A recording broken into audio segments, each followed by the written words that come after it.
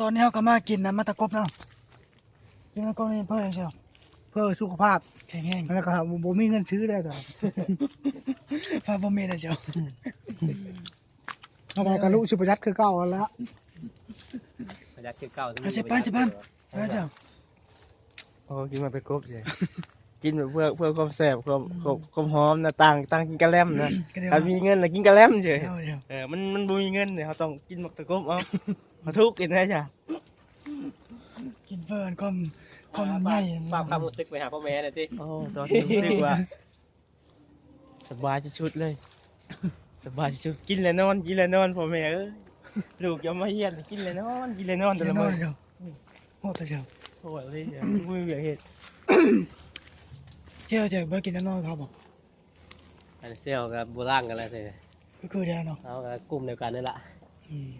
มันตะครบทำลายชาติชีวโลกจอย เฮ้ยยังมาทำร้ายเชียงรองเชียว เอาไปมีแต่คนหาทำลายสัตว์ทั้งหมดจ้ะ ไม่ทำลายซัดอันนี้วิถีชีวิตของเราเลยนะ เชื่อพวกเราอันไม้ ธรรม มาก ชาติ มาไว้เยื่อเฉพาะเลยเชียว ยอด เยื่อเฉพาะเลยเชียว แก้มหลายนี่เสียงเขตนี่นี่เลยจะไปเลย ตอนนี้ไอ้น้องบ้านเฮากับกำลังสี ขึ้นไป เอาอันกกดินนรกเนาะ ขึ้นนะ อันนี้ก็เป็น กูต้องเอาเนื้อ ท่านเหมือนตาเพิ่นกำลังแก้เงาเนาะ ขึ้นนะ มึงจะขึ้นไหมจ๊ะ มึงขึ้นนี่นะมึงขึ้นมามึงบ่ต้องมาพี่กูสิต้องเอาเลยนี่เอา บ้ากูเชียวตอนนี้ขึ้นแล้วตอนนี้เนาะ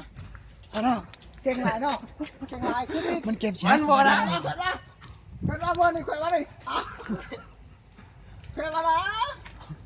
โอ้เสียปันเด้บัด ไม้มันหักกับพื้นเฉย โอ้ตกไว้เนี่ยโอ้ระวังนะเป็นลิงเงียบ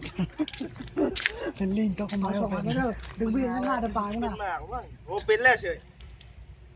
กินดิบกิน ท่านรู้สึกอะไรเกี่ยวกับการได้มาไม้ชนิดนี้ โอ้ เนาะ โคตรดีใจเลยนะโคตรดีใจ อันนี้เป็นอาหารชนิดหนึ่งใช่ไหมแต่เขาลดกมพิวได้แต่คือเขาอยู่ในป่าเลย น้ำมาเชียว สุดยอดเลยสุดยอดเลย ข้างล่าง ทางหลังของเราอีก อ้าว ฝนกระตกเนาะตอนนี้เนาะ ทำเป็นมุกนี่ ช่วงนี้ทุกอย่างลำบากหลายหาเก็บอันนี้มือจี้กิน มาจี้ ก่อน เนี่ย ที่ มือจี้กิน พ่อพ่อพ่อแม่มาเชียว สุดยอดเลยเสียเป็นมุกในคักเสีย กินจะกินเชียวกินได้บ้างเชียว ในมกคุณที่จะกินนะ มุกก็ได้ เม็ดมันน้อยนะโอ้มีคุ้มเลยเชีย นี่แล้ว มีคุ้มเลยเหมือนอุตสาห์นั้น สุดยอดเลย กูคิดว่าเป็นเม็ดกินดิบก็ได้ป่ะเชียว อ้าวมึงจะกินดุกซุกสิวะ เพราะว่ามึง ซุก ตาย มันแซ่ กู บ เชีย นะมวยกินซุกบ่ กูไม่เคยกินเถอะมึงตายกูเชียวกินดิบก็ได้เชียว เสร็จแล้วว่าปกในของกูแล้วเบาไม้แล้ว เดี๋ยวพวกนี้มีฮับผู้ปีกายนี่ฮับผู้ปีกายเนี่ยมาเห็นปีกายมึงมีเม็ดแล้วเชียว คนหนุ่มสวย ตัวเขามุกอะแกะสบายเลยมีเม็ดเลย คุณแบบเลย แล้วเชียวปันเดกินมาเชียว พอได้กิน บุกินบ่ใหญ่มาเชียว กินบนใหญ่เลย บ่ใหญ่เลยเนาะ ขันจะใหญ่ฮิปกิน โอ้ได้แช่มาเลย ลุงแยกไม่ได้ปะ ยา เลิ ท ก อ ว่า ด ยัง เค็ เป็ ม น โม ตัว ด จูด ฝนตกเลย เฮ้ยกล้าได้ด้วย ยาทอดเชียวอ๋อนี่แหละคือใหญ่เท่านั้นเลยเชียวเนาะ บ้าสายพันธุ์นี่มันคือสายพันธุ์ของเรา ชัก นี่เนาะ มันคือตรงนี้เสียลงหน้าตาตอนกินนี่บุกนี่ก็ไหม สายตาบอกพ่อแม่ด้วย อาจจะฟังพ่อแม่เดียว ฉันกินต้นมะพร้าวในจานแต่ฝากบอกพ่อแม่นะเนาะ อะไรกันลูกขอโทษวะ หิวข้าวเลย